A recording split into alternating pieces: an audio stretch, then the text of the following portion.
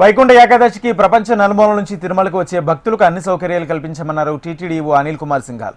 10 రోజుల పాటు జరిగే వైకుంఠ ద్వార దర్శనాల్లో 90% సమయాన్ని సామాన్య భక్తులకే కేటాయిస్తామని తెలిపారు. డిసెంబర్ 30, 31, జనవరి 1వ తేదీలో వైకుంఠం టోకెన్ దర్శనాలకు సంబంధించి రోజుకు 60,000 చొప్పున 180,000 మందికి ఆన్లైన్ ద్వారా టికెట్లు అందించామని తెలిపారు. జనవరి 2 నుంచి టోకెన్ లేకుండా భక్తులకు వైకుంఠ దర్శనాలు కల్పిస్తామని అనిల్ కుమార్ సింఘాల్ తెలిపారు. భక్తుల రద్దీకి అనుగుణంగా అన్ని ఏర్పాట్లు చేశామంటున్న టీటీడీఓ అనిల్ కుమార్ సింఘాల్తో మా ప్రతినిధి చరణ్ ఫేస్ టు ఫేస్.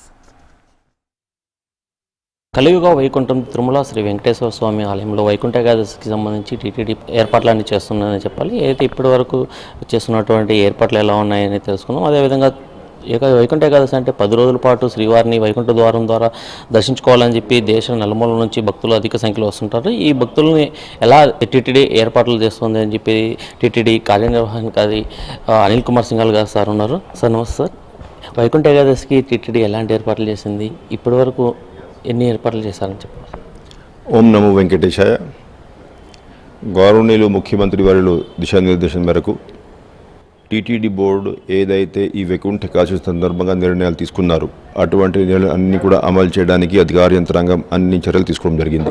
ముఖ్యంగా ఈ వైకుంఠ ఏకాదశి దర్శనాలు 10 రోజుల పాటు నిర్వహించాలని, అదేవిధంగా ఈ 10 రోజుల్లో కూడా అన్ని రకాలు ఎవరైతే భక్తులు ఉన్నారో అటువంటి భక్తులందరికీ కూడా మేలు జరిగే విధంగా కొన్ని నిర్ణయాలు తీసుకున్నారు. చాలామంది భక్తుల దగ్గర నుంచి ఫీడ్బ్యాక్ తీసుకొని టోకెన్ జారీ విధానం ఏ విధంగా ఉంటే బాగుంటుంది అంటే, అంతకుముందు గత కొన్ని సంవత్సరాల నుంచి తిరుపతిలో ఆఫ్లైన్లో కౌంటర్ దగ్గర టోకెన్ జారీ చేస్తూ ఉన్నారు. దీనివల్ల గత సంవత్సరం కొన్ని ఇబ్బందులు ఎదుర్కొన్నాం. ఎటువంటి ఇబ్బందులు మళ్ళీ తలెత్తకుండా ఎటువంటి మెకానిజం ఉంటే బాగుంటుందని అడిగేటప్పుడు భక్తులందరూ కూడా ఆన్లైన్ విధానంలో టోకెన్ జారీ చేస్తే మంచిదని సలహా ఇచ్చారు. ఆన్లైన్ టోకెన్ జారీ చేయడం విధానంలో అంటే చాలామంది భక్తులు ఎవరైతే గ్రామీణ ప్రాంతాల్లో మారుమూల ప్రాంతాల నుంచి వస్తారో వాళ్ళు ఆన్లైన్ సిస్టమ్కి అలవాటు పడి ఉండరు. కాబట్టి 3 రోజులు ఫస్ట్ 3 డేస్ ఆన్లైన్ విధానంలో టోకెన్ జారీ చేసుకొని మిగతా 7 రోజుల పాటు టోకెన్ లేనటువంటి భక్తులకి సర్వదర్శన విధానంలో దర్శనం కల్పించాలని నిర్ణయం తీసుకోవడం జరిగింది. అయితే ఈ 3 రోజులు కూడా టోకెన్లు ఏ విధంగా ఇస్తే బాగుంటుంది అని వచ్చేటప్పటికి ఫస్ట్ కమ్ ఫస్ట్ సర్వ్డ్ బేసిస్లో టోకెన్ ఇచ్చేటప్పుడు ఒక 3-4 నిమిషాల్లోనే ఈ కోటా అంతా అయిపోతుంది. మిగతా వాళ్ళకి అవకాశం సరిగా దొరకట్లేని ఉద్దేశంతో ప్రతి ఒక్కరికి రిజిస్ట్రేషన్ చేసే అవకాశం కల్పించినట్లయితే అందరికీ మేలు చేసినట్టు ఉంటుందనే ఉద్దేశంతో 5 రోజుల పాటు రిజిస్ట్రేషన్ సమయం కేటాయించి 5 రోజుల్లో 23,60,000 మంది రిజిస్ట్రేషన్ చేసుకున్నట్లయితే దాంట్లో 1,89,000 మందికి టైం స్లాట్స్ టోకెన్ జారీ చేయడం జరిగింది. మిగతా 7 రోజులు అయితే ఉన్నాయో అంటే జనవరి 2 నుంచి జనవరి 8 తేదీ వరకు ఆ 7 రోజుల్లో రోజువారీగా 15,000 టోకన్లు ఎస్సీడీ విధానంలో కేటాయించడం జరిగింది. అది 1,05,000 టోకన్స్ భక్తులందరూ కూడా ఆన్లైన్ తీసుకోవడం జరిగింది. అదేవిధంగా 7 రోజుల పాటు ఇవాని సేవా టోకన్స్ మనం రోజువారీగా 1,500 ఏ విధంగా అయితే మామూలు రోజులు ఉన్నాయో అట్లాగానే 1,500 టోకన్లు రోజువారీగా కేటాయించాం. మిగతా సమయం అయితే ఉందో ఎక్కువ సమయం ఎటువంటి టోకన్ లేనటువంటి భక్తులకి ఈ 7 రోజుల్లో మొత్తం కలిపి దాదాపు 3.5 లక్షల మందికి టోకన్ లేనటువంటి భక్తులకి సర్వదర్శన విధానంలో దర్శనం కల్పించాలనేది ప్లాన్ చేయడం జరిగింది. అయితే ఎవరికి అయితే ఈ టోకన్లు అందాయో ఫస్ట్ 3 డేస్ కానీ ఆన్లైన్ లక్కీ డిప్లో మిగతా రోజు ఎస్సీడీలో కానీ అటువంటి భక్తులతో విజ్ఞప్తి ఏంటంటే వాళ్ళు వారికి కేటాయించినటువంటి సమయం ప్రకారము క్యూ లైన్లోకి రిపోర్ట్ కావాలి. అప్పుడు అంటే క్యూ లైన్ మూవ్మెంట్ స్మూత్గా ఉంటుంది, ఎవరికి కూడా ఇబ్బంది ఉండదు క్యూ లైన్ మూవ్మెంట్లో కానీ దర్శనంలో కానీ. అదేవిధంగా ఎవరికైతే టోకన్ అందలేదు అటువంటి భక్తులు నిరాశపడకుండా 4వ రోజు అంటే జనవరి 2 నుంచి జనవరి 8 వరకు వారికి సర్వదర్శన విధానంలో దర్శనం అవకాశం కల్పించడం జరిగింది. ఎస్ఎస్డి టోకన్స్ కూడా రద్దు చేసి వస్తున్నటువంటి భక్తులకి నేరుగానే క్యూ లైన్లో ప్రవేశం కల్పించి స్వామివారి దర్శన అవకాశం కల్పించబోతున్నాం. అయితే ఈ సర్వదర్శనం కోసం వస్తున్నటువంటి భక్తులతో కూడా ఒక విజ్ఞప్తి చేస్తూ ఉన్నా. టీటీడీ ఎప్పటికప్పుడు real time updates social media ద్వారా ఎలక్ట్రానిక్ మీడియా ద్వారా వెబ్సైట్లో యాప్ ద్వారా వాట్సాప్స్లో ఎప్పటికప్పుడు రియల్ టైం అప్డేట్స్ ఇస్తూ ఉంటుంది. అంటే ఎంతమంది భక్తులు సర్వదర్శనం కోసం వేచి ఉన్నారు, సర్వదర్శనం కోసం ఆ సమయంలో ఇంకా ఎన్ని గంటల సమయం పడుతూ ఉందనేది క్లియర్గా భక్తులకు తెలియజేయడం జరుగుతుంది. ఈ రియల్ టైం అప్డేట్స్ కూడా దృష్టిలో పెట్టుకొని కనుక వాళ్ళు తన తిరుపతి ప్రయాణం ప్లాన్ చేసుకున్నట్లయితే తిరుపతి వచ్చేటప్పుడు ఎక్కువ వెయిటింగ్ లేకుండా స్వామివారిని దర్శించుకునే అవకాశం లభిస్తుంది. ఈ అప్డేట్స్ పట్టించుకోకుండా కానీ డైరెక్ట్గానే తిరుపతికి చేరుకున్నట్లయితే ఒక్కొక్కసారి సర్వదర్శనం మెకానిజంలో మీరు అందరికీ తెలిసిన విషయమే, రద్దీ ఎక్కువ ఉన్నప్పుడు చాలా ఎక్కువ సమయం కూడా సర్వదర్శనంలో పడేటువంటి అవకాశం ఉంటుంది. కాబట్టి ఎటువంటి ఇబ్బంది పడకుండా క్లియర్గా టీటీడీ ఇచ్చేటువంటి రియల్ టైం అప్డేట్స్, సలహాలు, సూచనల్ని పాటిస్తూ వాళ్ళు తిరుపతి ప్రయాణాన్ని ప్లాన్ చేసుకున్నట్లయితే స్మూత్గానే స్వామివారిని దర్శించుకునే అవకాశం లభిస్తుందనేది ఇటువంటి టోకన్ లేనటువంటి భక్తితో నేను విజ్ఞప్తి చేస్తూ ఉన్నా. ప్రధానంగా 3 రోజుల పాటు వైకుంఠ ఏకాదశి, ద్వాదశి, జనవరి 1 3 రోజులు ఒక్కసారిగా వస్తున్నాయి. భక్తులు అధిక సంఖ్యలో వస్తున్నారు. ఇప్పటికే డిప్ ద్వారా టోకన్లు బుక్ చేసుకున్న భక్తులు, సామాన్య భక్తులు కూడా టికెట్ దొరకని వాళ్ళు కొండకు వస్తుంటారు. వాళ్ళని తిరుమలకు అలో చేయరని ఒక అపోహ ప్రజల్లో ఉంది సార్. వాళ్ళకి మీరేం చెప్పారు?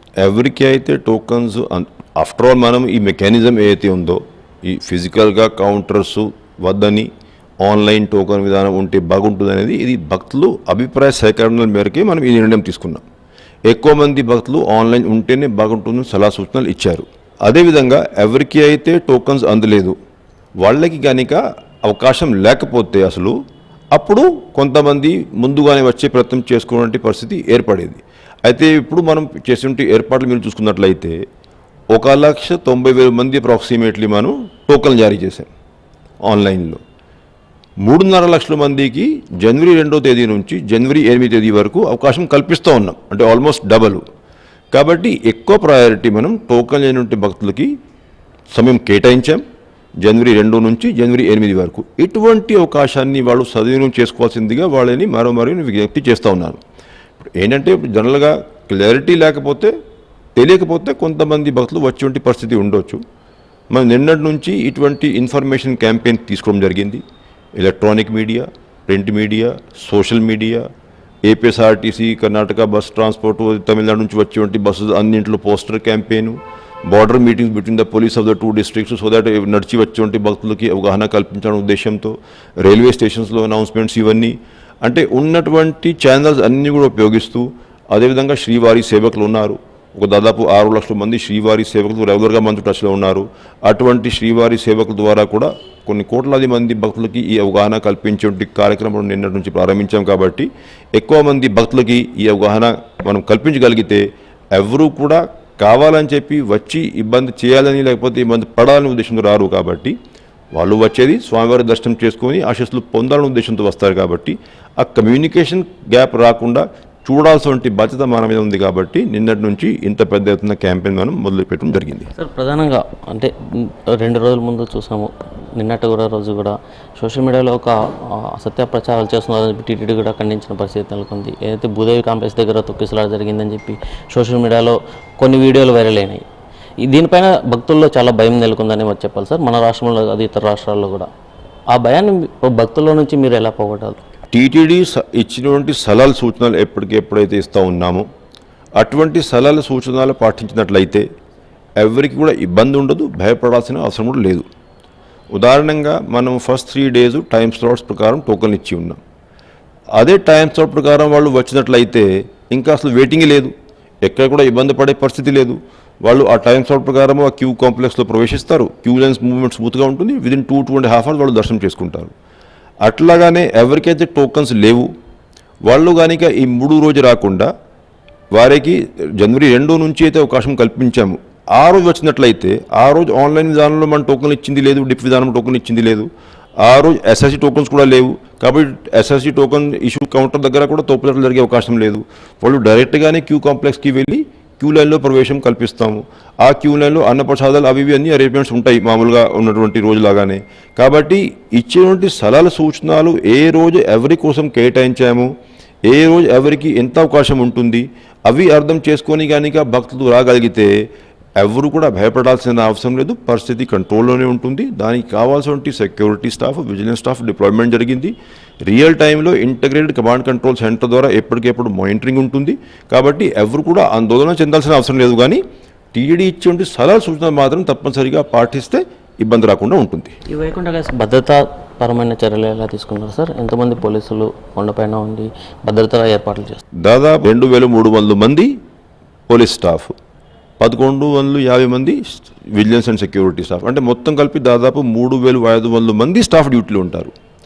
డ్యూటీ కాకుండా ఈ ఇంటగ్రేటెడ్ కమాండ్ కంట్రోల్ సెంటర్లో ఏదైతే మనం రియల్ టైంలో కెమెరా ఫీడ్ని కూడా మానిటరింగ్ చేస్తూ ఉన్నాం, అవి చాలా ఉపయోగపడుతుంది. ఆ రియల్ టైంలో ఉన్నటువంటి సిచ్యువేషను క్యూ లైన్లో ఏ విధంగా ఉంది, బయట క్రౌడ్ ఏరియాస్లో ఏ విధంగా ఉంది, అలిపిరిలో ఏ విధంగా ఉంది, అది రియల్ టైంలో వాళ్ళు మానిటరింగ్ చేయగలుగుతారు. కాబట్టి పకడ్బందీ బందోబస్తు ప్రణాళికతో మనం ముందుకు వెళ్తా ఉన్నాం. సార్, ఇప్పటికే వరుస 3-4 రోజులుగా చూస్తున్నట్లయితే తిరుమలకు అధిక సంఖ్యలో భక్తులు వస్తున్నారు. వైకుంఠ ఏకాదశి దగ్గర వస్తున్న సమయంలో ఇంకా అధికంగా వచ్చే అవకాశం ఉంది సార్. ఇప్పటి వరకు తీసుకున్న నిర్ణయాలు ఎలా ఉన్నాయి? టీటీడీ నుంచి భక్తుల నుంచి వస్తున్న రెస్పాన్స్ ఎలా ఉంది, ఏర్పాట్లు ఎలా ఉన్నాయి దానిపైన, వైకుంఠ ఏకాదశి పైన దానికి అదనంగా చర్యలు ఏమైనా తీసుకునే అవకాశాలు ఉన్నాయి? ఇప్పుడు వరకు మనం ఎటువంటి రిస్ట్రిక్షన్స్ అమలు చేయలేదు. రోజువారీగా ఉన్నటువంటి system, SCD, SSD, Srivani trust అవన్నీ ఉన్నాయి. దాన్ని బట్టి భక్తులు వస్తూ ఉన్నారు, సంఖ్య పెరుగుతూ ఉంది. కానీ భక్తుల నుంచి వచ్చే ఫీడ్బ్యాక్ మీరు చూసుకున్నట్లయితే లాస్ట్ డయల్ యువర్ యువ కార్యక్రమంలో మీరు కూడా చూసి ఉంటారు, కనీసం 3 భక్తులు అవుట్ ఆఫ్ 17 వాళ్ళు ఫోన్ చేసేటప్పుడు ఆన్లైన్ విధానం టోకన్లు మీరు బాగా ప్రవేశపెట్టారు, మాకు టోకన్ అందలేదు, అయినా సిస్టమ్ అయితే బాగుంది అని క్లియర్గా వాళ్ళు కూడా కమ్యూనికేట్ చేశారు. సో ఏంటంటే ఇప్పుడు టీటీడీ పరిస్థితిని గమనిస్తూ ఉంటుంది. క్లియర్గా మనం 30th నుంచి 8th వరకు ఒక విధానం ప్రవేశపెట్టి ఉన్నాం. ఆ విధానం అయితే తప్పనిసరిగా పాటించాల్సిన అవసరం ఉంది. బిఫోర్ 30th ఇప్పుడు ఇవాళ క్రౌడ్ ఏ విధంగా ఉన్నారు దాన్ని బట్టి మనం రేపటి కోసం కొంచెం నిర్ణయాలు తీసుకుంటాము. ఉదాహరణగా శ్రీవాణి టోకన్ జారీ చేయాలా వద్దా ఇవన్నీ నిర్ణయం తీసుకుంటాం. అట్లాగానే ఎస్ఎస్జి టోకన్స్, ఇప్పుడు ఎస్ఎస్జి టోకన్ మనం 29th ఇవ్వట్లేదు. సో అట్లాగానే ఏ కేటగిరీ టోకన్స్ ఎప్పుడు ఇవ్వాలా అనేది మనం గ్రౌండ్ పరిస్థితిని బట్టి నిర్ణయం తీసుకుంటాం. మామూలుగా అయితే మనం కావాలంటే ముందు కానీ ఒక 1 వీక్ ఎస్సీడీ కానీ ఎస్ఎస్డి కానీ ఉండవు అని అనౌన్స్ చేయవచ్చు. కానీ ఎందుకు చేయం అంటే వీలైనంత వరకు ఒకవేళ క్రౌడ్ ఎక్కువ లేకపోతే వీలైనంత వరకు ఎక్కువ మందికి దర్శన భాగ్యం కల్పించాలనే ఉద్దేశంతో మనం ఇటువంటి నిర్ణయాలు ముందుగానే తీసుకోము. లేకపోతే ఇట్స్ వెరీ ఈజీ. ముందుగానే మనం ఈ 1 వీక్ ఎస్సీడీ ఎస్ఎస్డి ఏమి ఉండవు కాబట్టి వస్తుంటే భక్తుల దర్శనాలు ఉంటాయి. ఇప్పుడు ఒకవేళ అప్పుడు అంతమంది భక్తులు రాకపోతే ఈ టెంపుల్ కెపాసిటీ స్పేర్గా ఉండిపోతుంది, ఎక్కువ మంది భక్తులు దర్శనం చేసుకోలేకపోతారనే ఉద్దేశంతో మనం ఇటువంటి క్రిటికల్ ఇష్యూస్ జిల్లా కలెక్టర్ గారు, ఎస్పీ గారు, అదేవిధంగా సివిఎస్, అదేవిధంగా అడిషనల్ యో గారు ఎప్పటికెప్పుడు పరిస్థితి సమీక్షిస్తూ ఉంటారు. ఆ ఉన్నటువంటి పరిస్థితిని బట్టి కొన్ని నిర్ణయాలు తీసుకుని ఉంటారు. వైకుంఠ ఏకాదశి పర్వదినాలను పురస్కరించుకొని 3 రోజుల పాటు కాదు 10 రోజులు కూడా అయితే తిరుమలకు వచ్చే భక్తులకు స్వామివారికి దర్శనాలు కల్పిస్తున్నాము. అదేవిధంగా భక్తులందరూ కూడా ప్రజలందరూ కూడా శ్రీవారిని అత్యంత ప్రశాంతంగా వచ్చి స్వామివారిని దర్శించుకోవచ్చు అని టీటీడీ అధికారులు ఇచ్చినటువంటి సూచనలు ఫాలో చేస్తూ శ్రీవారిని దర్శించుకోవాలని చెప్పి టీటీడీ కుమార్ సింగ్ గారు చెప్తున్న పరిస్థితి అనుకోండి. కెమెరా పర్సన్ సుబ్బుతో చరణ్ కుమార్, హెచ్ఎం టీవీ, తిరుమల నుంచి.